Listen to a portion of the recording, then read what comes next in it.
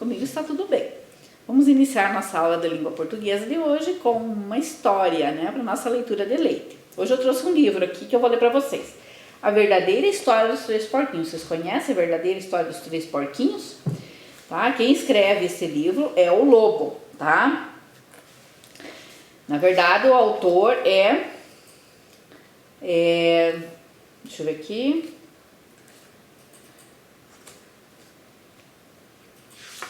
É o lobo que conta essa história, né?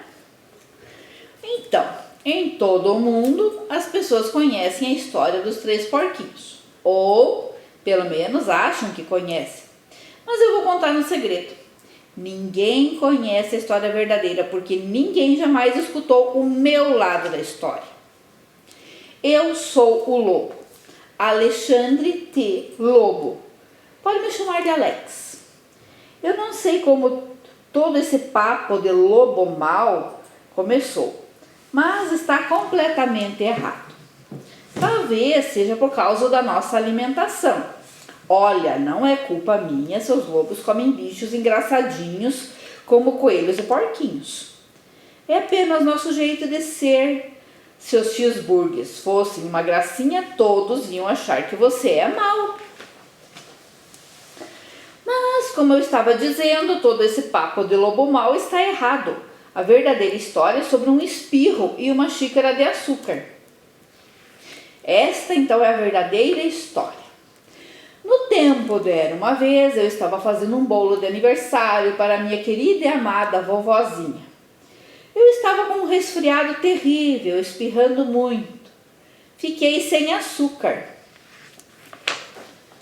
Então resolvi pedir uma xícara de açúcar emprestada para meu vizinho. Agora, esse vizinho era um porco e não era muito inteligente também. Ele tinha construído a sua casa toda de palha. Dá para acreditar? Quer dizer, quem tem a cabeça no lugar não constrói uma casa de palha. É claro que assim que bati, a porta caiu. Eu não sou de ir entrando assim na casa dos outros, então chamei: Porquinho, porquinho, você está aí? Ninguém respondeu. Eu já estava a ponto de voltar para casa sem o açúcar para o bolo de aniversário da minha querida e amada vovozinha. Foi quando meu nariz começou a coçar. Senti o espirro vindo, então inflei e bufei. Tchim! Um grande espirro saiu. Sabe o que aconteceu?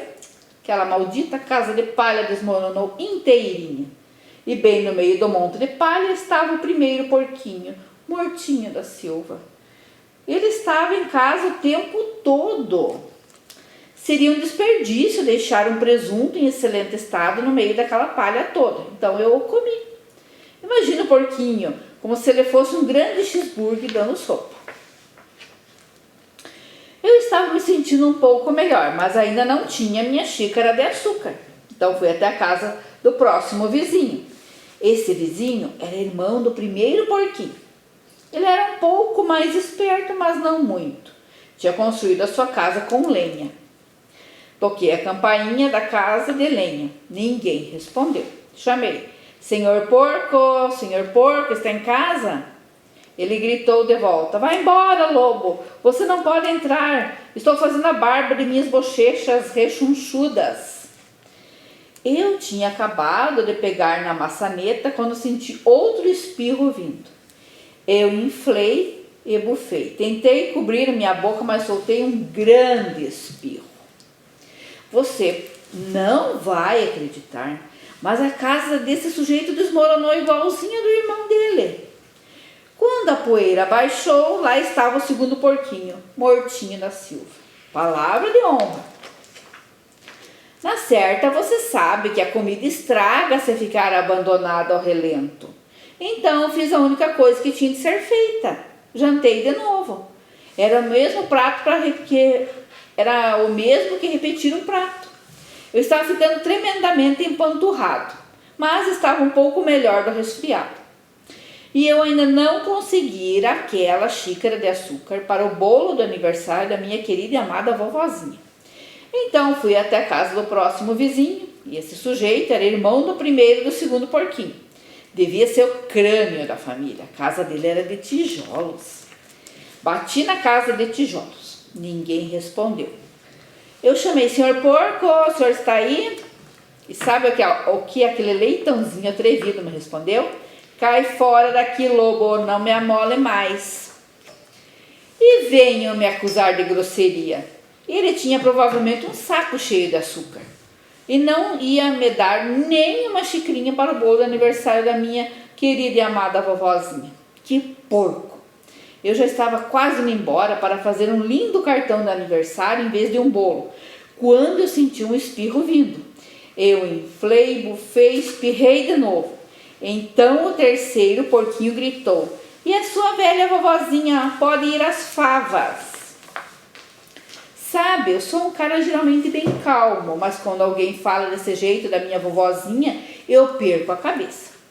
Quando a polícia chegou, é evidente que eu estava tentando arrebentar a porta daquele porco. E todo o tempo eu estava inflando, bufando, espirrando e fazendo uma barulheira. Tive um azar. Os repórteres descobriram que eu já tinha jantado os outros 2 porcos. E acharam que a história de um sujeito doente pedindo açúcar emprestado não era muito emocionante. Então, enfeitaram e exageraram a história com todo aquele negócio de bufar, assoprar e derrubar a casa. E fizeram de mim o lobo mau. É isso aí, essa é a verdadeira história. Fui vítima de uma armação. Mas talvez você possa me emprestar uma xícara de açúcar? Então, uma historinha um pouquinho diferente, né?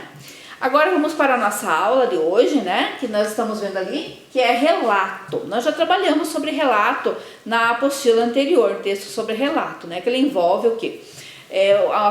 Contar uma história, contar um fato, alguma coisa que envolveu a pessoa, né? Sempre em primeira pessoa, num determinado tempo, num determinado espaço.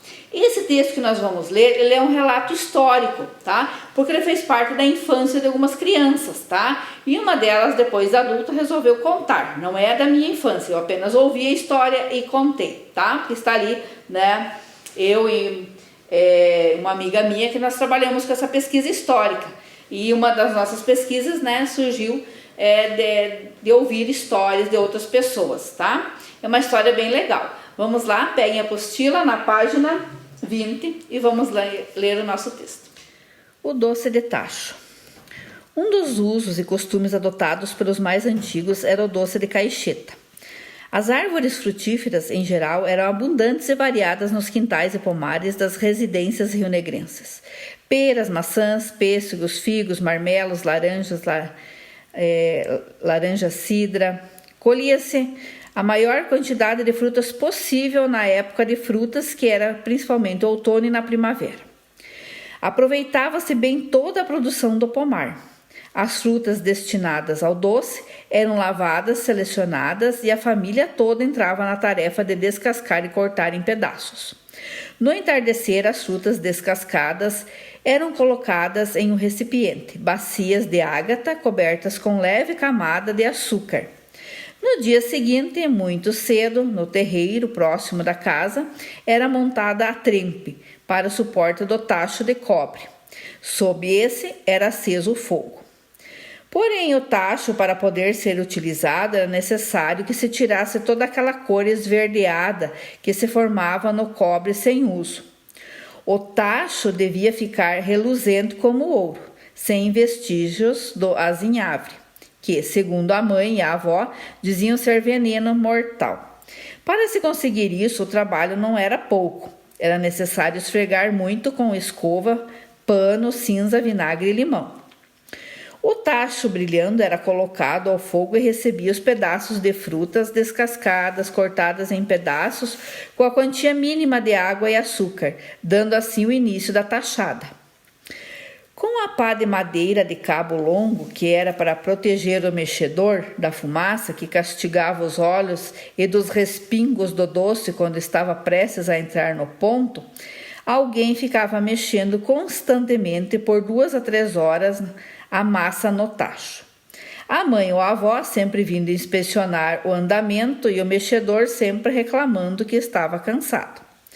No interior de Rio Negro era costume também ter as doceiras, que eram as mulheres que eram experientes em fazer doces no tacho.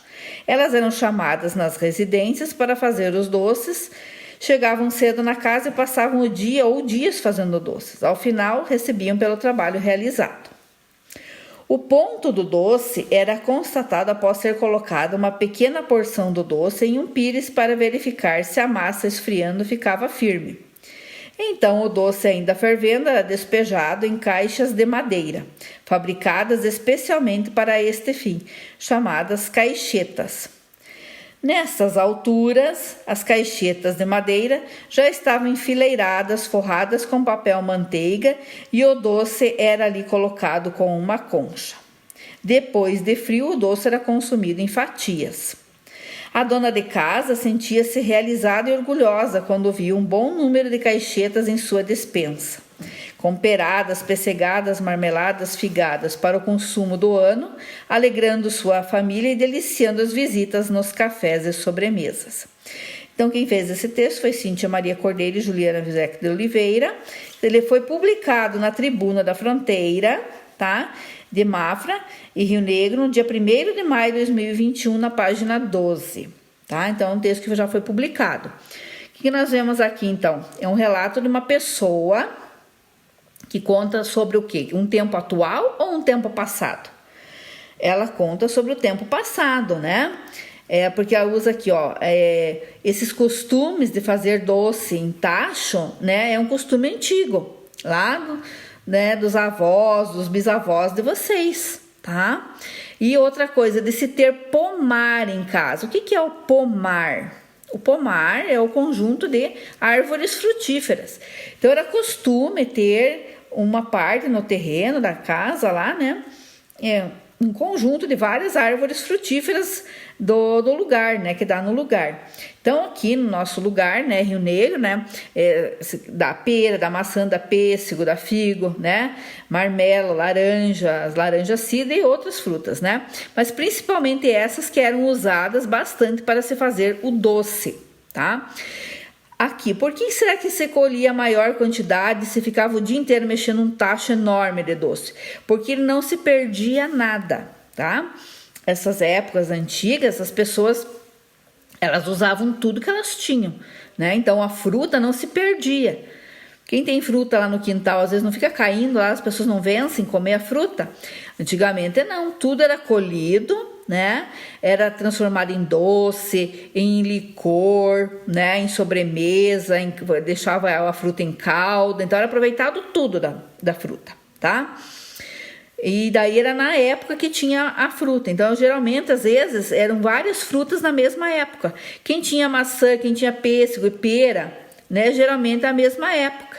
Então, já aproveitava e fazia tudo de uma vez só, esses doces, né?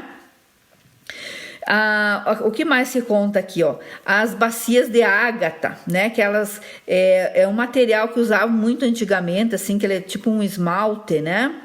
Hoje ainda tem esses recipientes, né? Mas é um recipiente bem antigo, tá? Daí aqui fala da trempe. O que é a trempe? É o que nós temos na imagem aqui. É como se fosse uma pequena chapa com 3 pezinhos, tá? E daí ele é um suporte onde vai o tacho em cima, né? E embaixo vai o fogo. Aí vai falar também, ó, além de relatar sobre as frutas e o doce, vai relatar sobre a limpeza desse tacho, que era de cobre, né? O cobre, quando ele não é usado para um tacho muito grande, ele fica esverdeado, que se chama azinhavre. Isso tem que ser limpo para não fazer mal, como diziam os antigos, né? Então, o que eles tinham de material para usar? A cinza, o vinagre e o limão. Era o material de limpeza que eles tinham para tirar isso, né? Claro que hoje já tem outros tipos de materiais. E o tacho de cobre era um luxo, né? Porque nem todos tinham, né? O cobre era caro, mas é um material resistente que aguenta por muitos anos, né? Aí, depois que o tacho era limpo, né? Se colocavam as frutas e o açúcar e davam nisso que é a tachada, quer dizer, um tacho com frutas. Daí tinha uma pá de madeira que era fabricada, né, lá na própria propriedade, né, ele é bem comprido para evitar a fumaça, para evitar os respingos, né? E o tacho era mexido sempre. Aqui fala, né, que a mãe e a avó sempre iam inspecionar o doce para ver se o mexedor estava lá mexendo. O que acontecia com esse mexedor? Tava sempre reclamando que estava cansado de mexer, né? Aqui fala de um outro aspecto também que acontecia no interior de Rio Negro, que eram as mulheres que iam fazer doces, né, nas casas das pessoas. Essa história aqui, das mulheres que iam nas casas, é contada pela minha sogra. Ela que me contou isso e eu acrescentei aqui nesse texto também, que é um relato de uma outra pessoa. Eu tenho 2 relatos aqui, né? Aí o ponto do doce, o que é o ponto? Por que tá entre aspas aqui? Porque a palavra ponto não é o ponto final, não é o ponto de ônibus. O ponto é a parte bem certinha do doce. É como ele tem que estar, ou não muito mole, nem muito duro, que é o ideal, tá? Uma massa do doce está na parte ideal, tá? Ele vai ser constatado como? Daí coloca ali como que ele era constatado, que era colocado num pires, depois de frio, via se estava firme, né? Depois era colocado nas caixas de madeira, são as caixetas que aparecem aqui, ó, tá? Os doces de caixetas, que antigamente eram feitas desta forma, eram guardadas em caixinhas de madeira. Não? Hoje em dia, você tem potinho de vidro, potinho de plástico, né? Pega o potinho de margarina, põe o doce, né? Naquela época era nas caixinhas. Tá? As caixinhas assim, como uma caixa de giz, ela abre assim, tinha tampinha, abria, cortava pedaço, muitas vezes a caixinha era guardada para outro ano, né? Daí as caixetas, ó, já tava lá, os doces tava fervendo, né? Enquanto isso, já estavam preparando as caixetas, ó, enfileiradas, forradas com papel manteiga, e o doce era colocado em concha.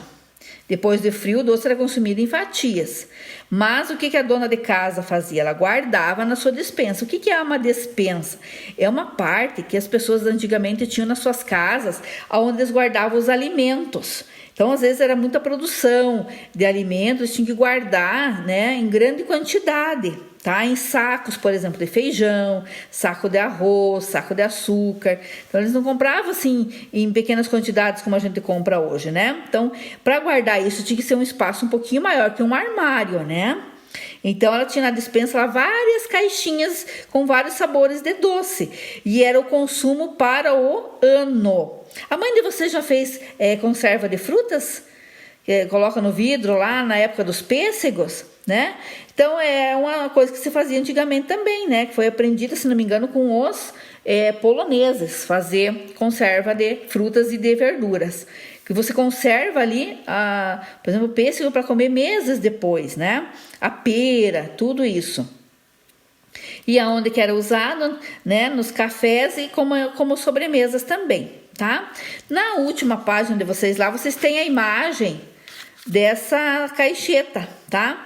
E aqui nós temos a imagem uma foto antiga, ó, que vocês podem ver que ela tá em sépia. O que é a sépia? É os tons de marrom, né?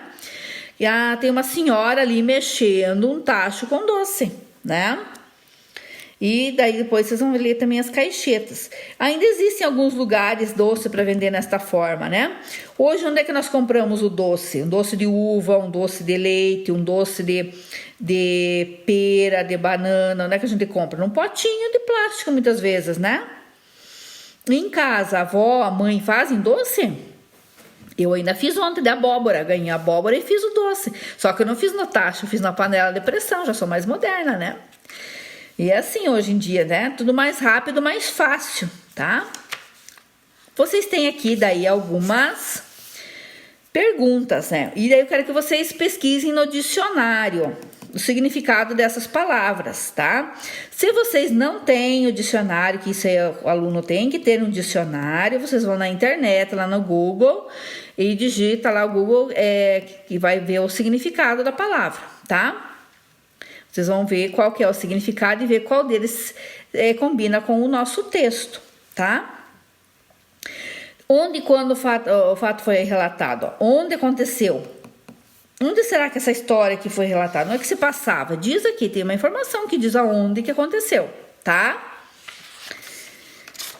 Quando será? Tem uma data específica? Não, porque essa data é o dia que foi publicado o texto.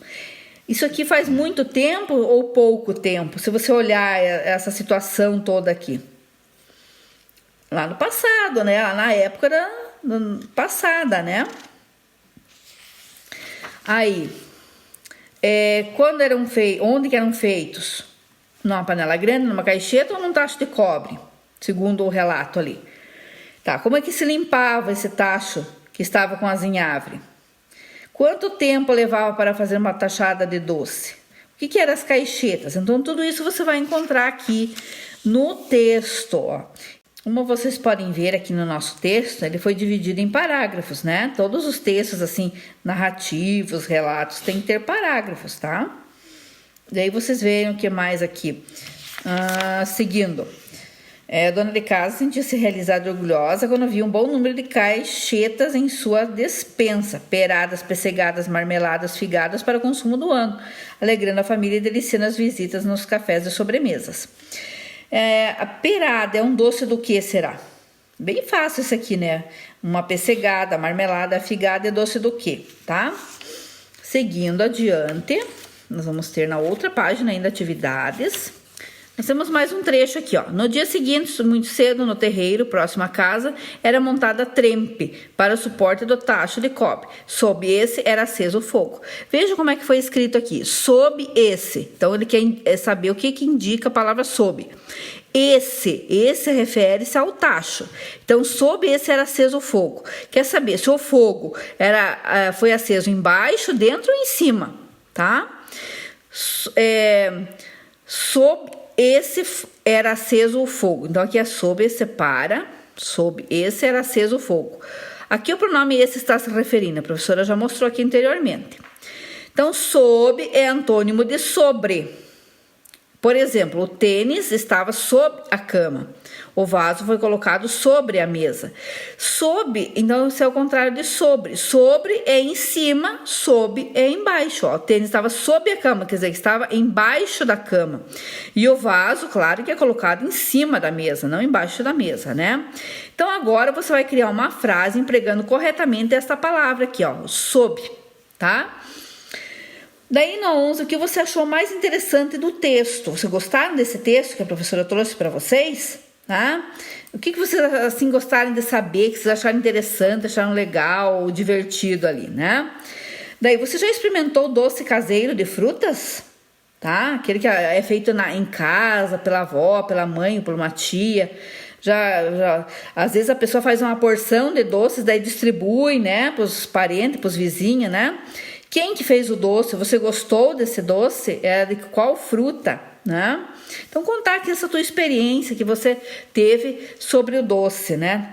E que hoje não é mais feita no tacho, né? Quem tem tacho ainda faz, né? Então, seria isso.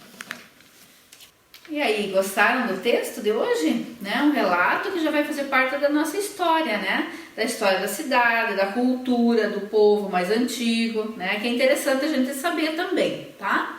Então, nossa aula de português termina por aqui, mas aguardo vocês daqui a pouquinho em ensino religioso. Fiquem aí!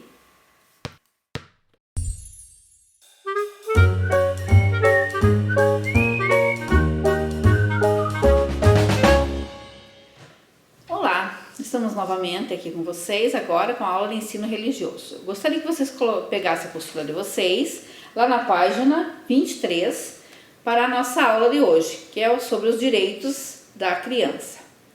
Então nós temos ali os desenhos, vejam que fofinhos, depois vocês vão pintar bem bonito, né? Então o primeiro direito é a igualdade sem distinção de raça, religião ou nacionalidade. Então todas as crianças têm que ser tratadas iguais. O segundo direito, a proteção especial para o desenvolvimento físico, mental e social. Então, as leis, a sociedade em si tem que proporcionar para a criança, né, um aprendizado igualitário para todos, suprindo as suas deficiências, suas necessidades, né? Tudo isso tem que estar em consonância com o crescimento tanto da criança em estatura como na sua formação intelectual também. Depois, no terceiro, direito a um nome e uma nacionalidade. O que quer dizer isso? Que toda criança tem que ser registrada, né? Lá no cartório, quando nasce, então, o direito ao registro, o primeiro documento da criança. Tem que ter um nome, né? Um sobrenome, e a nacionalidade, quer dizer onde ela nasceu, né? No país que ela nasceu. O número 4, direito à alimentação, a moradia, assistência médica adequadas para a mãe e para a criança, né? Então, quando a criança é pequena, o bebê, tanto a mãe como a criança tem que ter uma assistência médica, né, adequada. Então, às vezes as mães levam seus filhos, né, todo mês lá no pediatra, no posto de saúde ou no seu pediatra particular, todo mês para acompanhar o crescimento, a saúde do bebê, tá? E como a mãe está também, né? Principalmente crianças que são amamentadas, né? Tanto a saúde da mãe como a saúde da criança. Depois nós temos o direito à educação e cuidados especiais para a criança física ou mentalmente deficiente. Então todas as crianças têm que ser atendidas nas suas necessidades, como a professora já falou, tá? Então é a escola adequada para cada tipo de criança, certo? A criança que tem uma necessidade especial vai para uma escola que vai atender sua necessidade especial, tá? As que não têm vão para as escolas regulares, tá bom? Mas todas têm que ter atendimento, tem que ter atenção, tem que ter um currículo, tem que ter um aprendizado. Depois, direito ao amor e à compreensão por parte dos pais e da sociedade. Então, a criança tem que ser amada, acolhida, né, pelos pais, pelos parentes, pela sociedade. A criança não pode ser rejeitada, não pode ser abandonada, né, nem se usar de violência, né, contra a criança. Outro direito, a educação gratuita e ao lazer. Então, a educação gratuita é o quê? É ir à escola pública. Então, todos têm esse direito de estar na escola. É um direito assegurado por lei. Muitos optam para ir para uma escola paga, mas aí é a opção. Mas todas as crianças têm direito à escola pública, tá? Vamos ver aqui o outro. Também é o lazer. O que é o lazer? Tem direito de brincar, né? Então a criança, ela é estudar, brincar, que é o direito que a criança tem na sua infância, tá? Direito a ser socorrido em primeiro lugar em caso de catástrofes. Então, lá num acidente, alguma coisa que aconteça, numa enchente, alguma coisa que aconteceu, uma catástrofe é um acidente assim que acontece, natural ou um acidente provocado. Quem vai ser socorrido em primeiro lugar é a criança. Tem lá uma porção de adultos, mas tem uma criança, a criança socorrida em primeiro lugar, tá? Nas filas também, uma vez já aconteceu isso comigo, você chegar num hospital, num pronto atendimento, né, com uma criança ferida, né, ela passa na frente de todos os outros. Vamos ver o seguinte aqui, ó. Direito a ser protegida contra o abandono e exploração no trabalho. Então a criança, antes das leis que nós temos aqui, né, em 91, que foi o Estatuto da Criança e do Adolescente, que tirou as crianças do trabalho, né, que muitas crianças iam trabalhar na roça e não iam estudar, ou iam para a rua trabalhar em engraxates e outras coisas, né, e não iam estudar. Então, a partir de então, né, se proibiu o trabalho para crianças, esse trabalho remunerado. Agora, aquele trabalhinho de ajudar a mãe, fazer alguma coisa em casa, aí você pode, né? Então, a criança não pode ser explorada para ficar pedindo no sinaleiro, na esquina, né? Isso não pode, tá? É proibido. Então, a criança tem que ser acolhida, ela não pode ser abandonada, né? Não pode ficar em casa sozinha, né?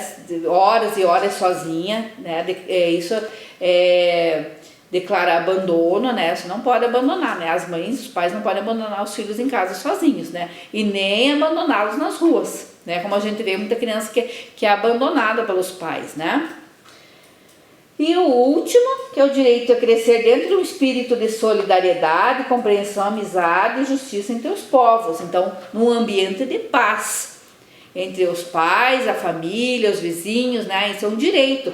Não num ambiente de brigas, de discussões, de desavenças, tá? Então, a criança tem que crescer num ambiente saudável, onde as pessoas dialoguem, onde as pessoas a tratem bem e se tratem bem também, porque a criança, é ruim para a criança presenciar agressões verbais, xingamentos de outras pessoas entre elas, né? Então evitar isso. E se você escuta uma coisa, sai para o lado, não escuta mais, né? Abandona isso, não presencia esse tipo de coisa, tá? Muitas vezes acontece de você presenciar na rua ou com os vizinhos. Então, criança tem que se afastar dessas coisas assim, de briga, né? De vídeos que mostram pessoas discutindo e se machucando, não? Então não assistam, não vejam essas coisas, tá? Porque criança tem que ter a cabeça lá bem sonhando com o futuro, com coisas bonitas, brincando, estudando, sendo crianças mesmo, tá? Então a professora apresentou para vocês hoje aqui os direitos a que vocês têm, tá? E espero que a família de vocês faça valer tudo isso, tá? Espero que vocês sejam muito amadas e acolhidas no lar de vocês.